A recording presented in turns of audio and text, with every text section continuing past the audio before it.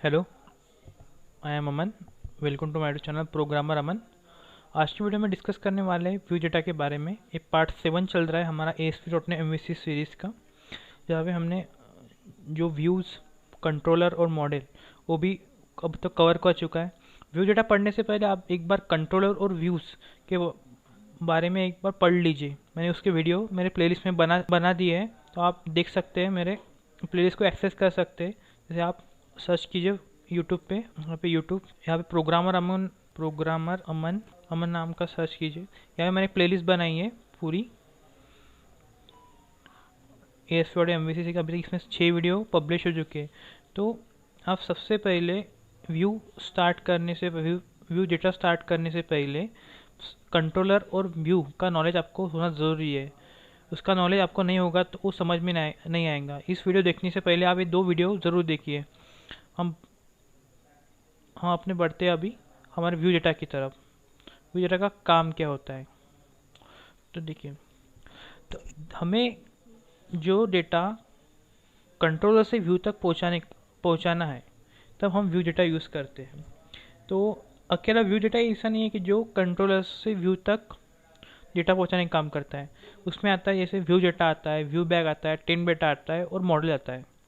आज की वीडियो में हम डिस्कस करने वाले हैं सिर्फ व्यू डेटा के बारे में। व्यू डेटा क्या होता है, उसको लिखते कैसे, उसको वैल्यू कैसे असाइन करते हैं, कंट्रोल पे उसका सिंटैक्स क्या है, उसके बाद व्यू पे उसका सिंटैक्स कैसा है, और उसका प्रोग्राम देखेंगे।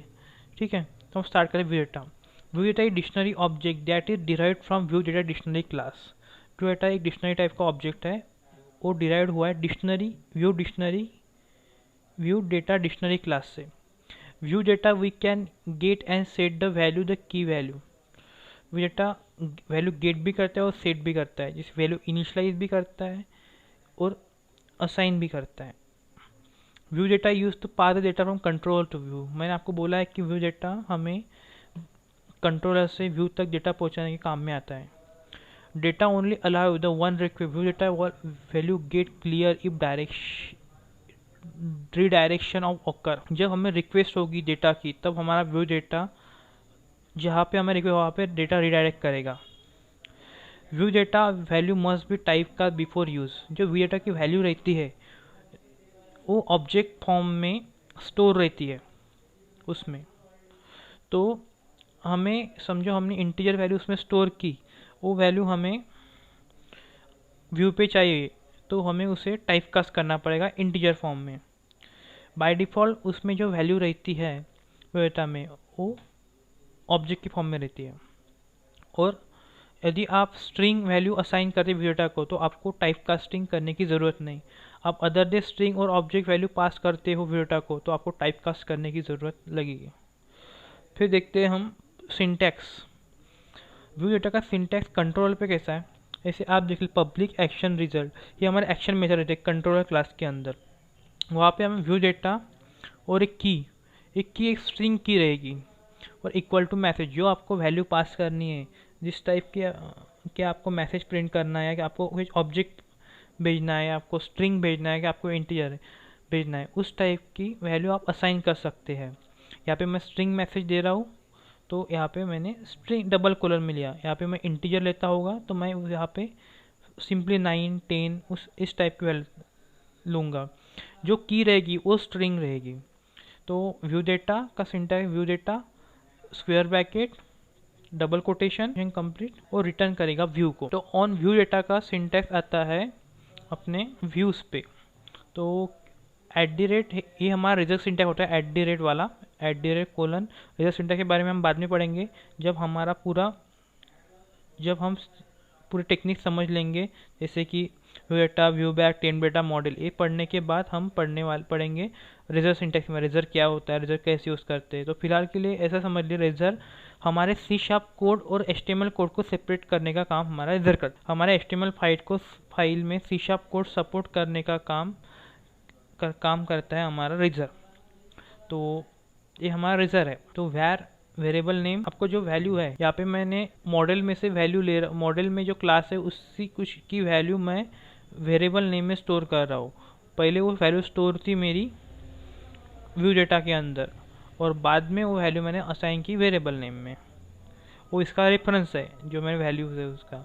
और आप सिंपली ऐसा भी जब आप स्ट्रिंग प्रिंट करते हैं तो आप इस टाइप से भी असाइन कर सकते हैं वैल्यू व्यू के अंदर। तो हम प्रैक्टिकल इंप्लीमेंटेशन देखेंगे। और प्रैक्टिकल इंप्लीमेंटेशन देखने के लिए हम अपने चलेंगे अपने विजुअल स्टूडियो में। तो विजुअल स्टूडियो में मैं न्यू प्रोजेक्ट क्रिएट कर लेता हूँ, क्रिएट अ न्यू प्रोजेक्ट। और यहाँ पे C# विंडोज़ वेब, तो यहाँ पे मैं ASP.NET web application .NET framework ये यूज़ करता हूँ।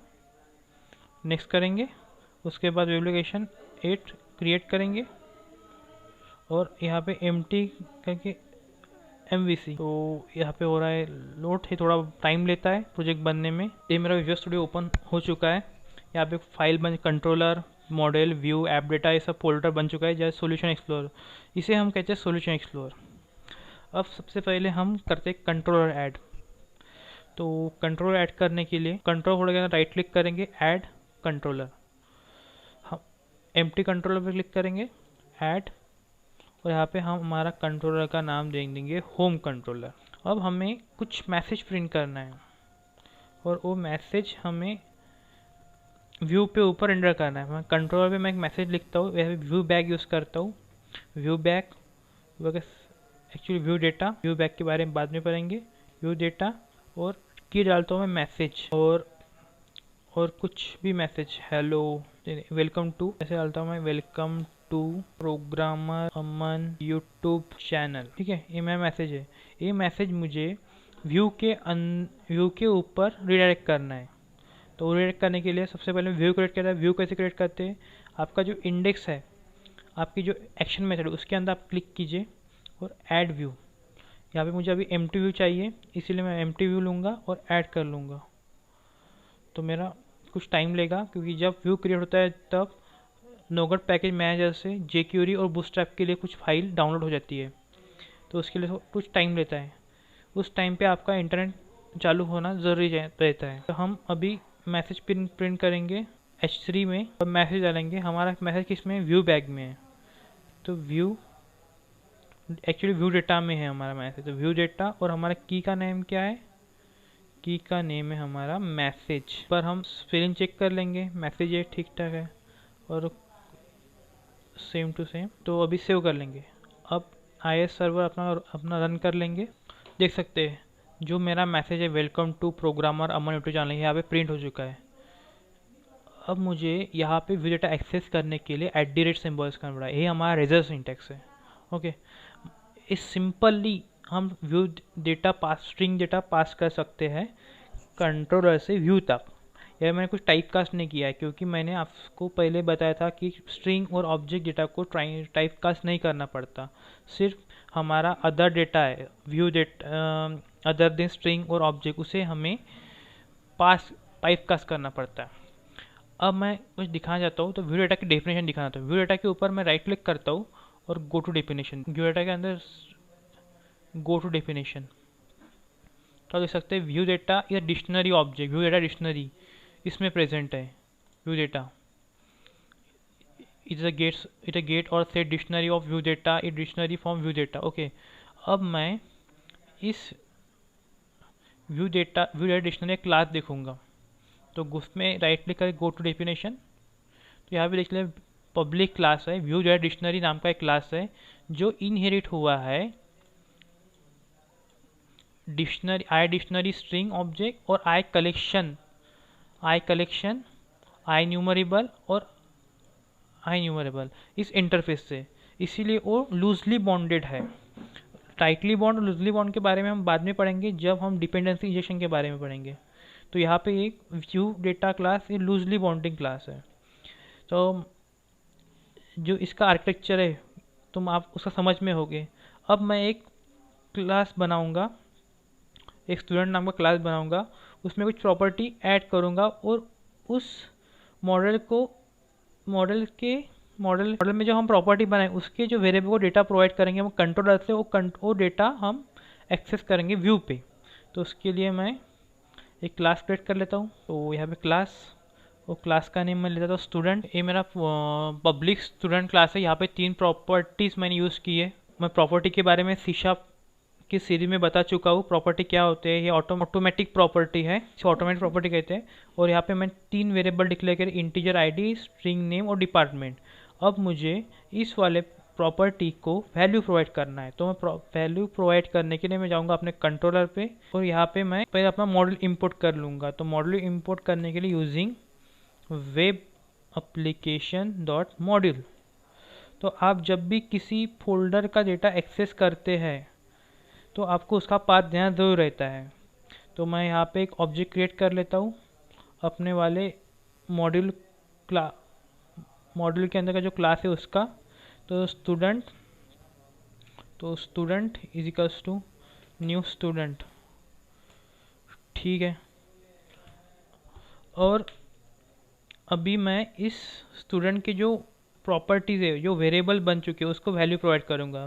तो वो इंस्टेंस प्रॉपर्टी है, इसीलिए object name plus property name is equals to student dot I D. तो मैं आईडी की वैल्यू 1 दे देता हूँ और नेम दे देता हूँ, समझो नेम हमारा स्ट्रिंग रहेगा तो रमेश, और स्टूडेंट डिपार्टमेंट हम देते स्ट्रिंग है तो मैथ्स दे देते, ठीक है। मैं प्रोग्राम को सेव करूँगा और जो हमारा व्यू डेटा तो ऑब्जेक्ट सपोर्ट करता है, तो मैं एक हमारा व्यू डेटा क्रिएट करूँगा। उसकी जो की है, की का नाम कुछ भी रखते हैं, मैं यहाँ पे स्टूडेंट ले रहा हूँ, तो आप कुछ भी ले सकते हैं। तो यहाँ पे स्टूडेंट और हमारा ऑब्जेक्ट क्या है, स्टूडेंट, इसमें पास कर दूंगा। मुझे ये ऑब्जेक्ट एक्सेस करना है हमारे व्यू के अंदर। मैं इतना कोड कॉपी कर लूँगा और अपने इंडेक्स पे चला जाऊँगा। तो इंडेक्स पे चलने के बाद यहाँ पे मैं एक रेजर क्रिएट करूँगा। रेजर क्रिएट करने के लिए @ तो यहाँ पे एक वेरिएबल क्रिएट कर लूँगा, वेयर स्टूडेंट नाम का वेरिएबल क्रिएट कर लूँगा और व्यू डेटा और जो हमारा सिंटैक्स था व्यू डेटा का ये वाला, ये हम फॉलो करेंगे अभी। तो एज हमारा असेंबली नेम क्या है, वेब, प्रोजेक्ट नेम क्या है, web data application dot module. Module के अंदर कौन सी क्लास यूज़ करनी है, स्टूडेंट नाम का। तो ठीक है, इस टाइप का सिंटैक्स है जब हमें मॉडल में है डेटा व्यू तक लाना है, या मॉडल का डेटा पहले कंट्रोल पे आएगा फिर व्यू पे आएगा। इसके लिए हमें इस टाइप का लिखना पड़ता है। इस एप्लीकेशन में, इस एग्जांपल में हमने मॉडल का यूज़ किया, इसीलिए इसका पाथ हमने असाइन किया। अब हम क्या करेंगे, हम यहाँ पे प्रिंट करेंगे स्टूडेंट आईडी। तो स्टूडेंट आईडी इक्वल्स टू, तो स्टूडेंट आईडी है जो हमारे व्यू डेटा के अंदर स्टोर है, और व्यू डेटा का डेटा हमने असाइन किया है स्टूडेंट में। तो वो होगा हमारा C#। तो C# कोड और HTML कोड को डिफरेंस करने का काम, अलग अलग करने का काम हमारा रेजर करता है। तो यहाँ पे रेजर सिंटैक्स ए है, @ है। तो यहाँ पे मैं स्टूडेंट क्रिएट करूँगा और स्टूडेंट डॉट करूँगा, तो वैसे मुझे आईडी की वैल्यू मिल जाएंगी। उसके बाद मैं नेम लिखूँगा, तो ऐसे @ student dot name @ student actual department, ठीक है, और @ स्टूडेंट डॉट डिपार्टमेंट, ठीक है। और मैं सेव करूँगा और प्रोग्राम को रन करूँगा। अब देख सकते हैं मेरा आउटपुट आएगा। मैं यहाँ पे कंट्रोलर पे ऊपर मैंने जो हमारा कंट्रोल था वहाँ पे हमें स्टूडेंट आईडी दी थी 1, नाम दिया था रमेश और डिपार्टमेंट दिया था मैथ्स। इस टाइप जो हमारा अभी मॉडल्स कंट्रोलर से मॉडल तक, कंट्रोल से व्यू तक डेटा पहुँच चुका है। मैं आशा करता हूँ आपको कंसेप्ट समझ में आ चुका होगा। अब देखेंगे हमारे व्यू डेटा की कमजोरी। वो कैसे व्यू डेटा सिर्फ ऑब्जेक्ट और स्ट्रिंग की वैल्यू प्रोवाइड ही करता है, भेजता है व्यू के ऊपर, और जब हमें अदर देन ऑब्जेक्ट और स्ट्रिंग वैल्यू चाहिए पास करना है, तब वो उसे टाइप कास्ट करना पड़ता है। तो यहाँ पे मैं और एक व्यू डेटा क्रिएट कर लूँगा, व्यू डेटा डॉट num1। यहाँ पे मेरा व्यू डेटा num1, वहाँ पे वैल्यू मैं 5 असाइन किए, और व्यू डेटा num2 यहाँ पे 6 वैल्यू असाइन किए। मैं चलता हूँ अपने इंडेक्स व्यू पे। तो यहाँ पे मुझे दोनों का रिजल्ट दिखाना है। तो सबसे पहले मैं एक रिजल्ट क्रिएट करूँगा, क्योंकि जो अरिथमेटिकल एडिशंस है वो हमारा HTML सपोर्ट नहीं करता है। तो हम उस ऑपरेशन परफॉर्म करने के लिए हम जाएंगे हमारे रेजर सिंटैक्स के ऊपर। तो where result नाम का एक वेरिएबल क्रिएट करता हूँ मैं, where result और वहाँ पे क्या है हमारा view data num1 plus view data num2 उसकी किया। और अभी मैं इसका रिजल्ट प्रिंट करने वाला हूँ नेक्स्ट पी नाम के एक पैराग्राफ में। तो रिजल्ट, हमारे रिजल्ट की वैल्यू, हमारा रिजल्ट रेजर है इसलिए हमें एट द रेट यूज करना पड़ेगा। तो यहाँ पे दे रहा है एरर।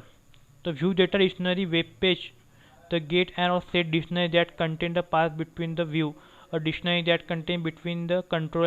यहाँ पे देखिए लास्ट का मैसेज। तो operator plus can not be आपको दिखाने का, operator plus can not be apply the operand of type object to object. तो ऑब्जेक्ट और ऑब्जेक्ट की एडिशन नहीं हो रही है यहाँ पे, तो उसके लिए हमें उसको करना पड़ा टाइप कास्ट। तो टाइप कास्टिंग के बारे में मैंने हमारे C# की वीडियो में कवर कर चुका हूँ। यहाँ पे हम करने वाले इन कन्वर्ट टू इन 32, क्योंकि यहाँ पे हम पार्स इन डॉट पार्स इसीलिए यूज नहीं कर सकते क्योंकि इन डॉट पार्स इस स्ट्रिंग की वैल्यू इंटीजर में कन्वर्ट करता है, ऑब्जेक्ट की वैल्यू नहीं करता है, इसीलिए हमें कन्वर्ट टू इन 32 यूज़ करना पड़ेगा। इसे हम कहते हैं डाउन कास्टिंग। तो कन्वर्ट टू इन 32 और ऐसा कुछ होगा, ठीक है। और इस यहाँ पे भी कर लेते हैं कन्वर्ट टू इन 32 और इस टाइप का कुछ, ठीक है। हमारा डेटा कन्वर्ट हो चुका है इंटीजर में। अब हम प्रोग्राम को सेव करेंगे और अब एरर कुछ भी दिखा नहीं रहा है और रन करेंगे। देख लीजिए ये हमारा आउटपुट आ चुका है। यहाँ पे जो रिज़ल्ट है, जो मैंने वैल्यू प्रोवाइड की थी हमारे कंट्रोलर पे, num1 की वैल्यू 5 और num2 की वैल्यू 6, वही वैल्यू हमें यहाँ पे उसका रिजल्ट मिल चुका है। इसका दोनों का रिजल्ट था 11, तो यहाँ पे आउटपुट आपको मिल चुका, रिजल्ट इज 11। तो मैं आशा करता हूँ आपको पूरा समझ में आ चुका होगा व्यू डेटा क्या होता है, हम कैसे उसे वैल्यू असाइन करते हैं, कंट्रोल लेवल पे और व्यू लेवल पे वो वैल्यू कैसे रिट्रीव करते हैं। आपको मेरे वीडियो पसंद आते हैं तो वीडियो को लाइक कीजिए, कुछ क्यूरी होगी तो कमेंट कीजिए, और आपको इस ASP.NET MVC की सीरीज इंपॉर्टेंट लगती है तो आपके उसके साथ शेयर कीजिए, और चैनल को सब्सक्राइब करके बेल आइकन ज़रूर दबाइए। आपको कुछ मेरा पढ़ाने का तरीका ठीक लगता है या कुछ करेक्शन करना है तो आप मुझे मेरे ईमेल पर बता सकते हैं। मैं डिस्क्रिप्शन बॉक्स में मेरा ईमेल दे दूंगा, आप वहाँ पे मेरी क्यूरी भी पूछ सकते हैं और कुछ मुझे सजेशन रहे चैनल के रिलेटेड कैसे सिखाना है और क्या क्या किस टाइप को आपको सीखना पसंद है, तो आप वहाँ पे मुझे बता सकते हैं। मैं उस सब की लिंक मुझे इंस्टा, लिंक्डइन और ट्विटर पे फॉलो कीजिए, क्योंकि मैं आने वाले जो वीडियोज़ हैं उनके जो लिंक है वो मैं वहाँ पे पब्लिश कर लेता हूँ, वहाँ पे अपलोड कर लेता हूँ, तो आपको आसानी से पता चल जाएगा कब कौन सा वीडियो पब्लिश हो चुका है। नेक्स्ट वीडियो में देखेंगे हम व्यू बैक के बारे में, व्यू बैक क्या होता है, ठीक है। अब मिलेंगे हम नेक्स्ट वीडियो में।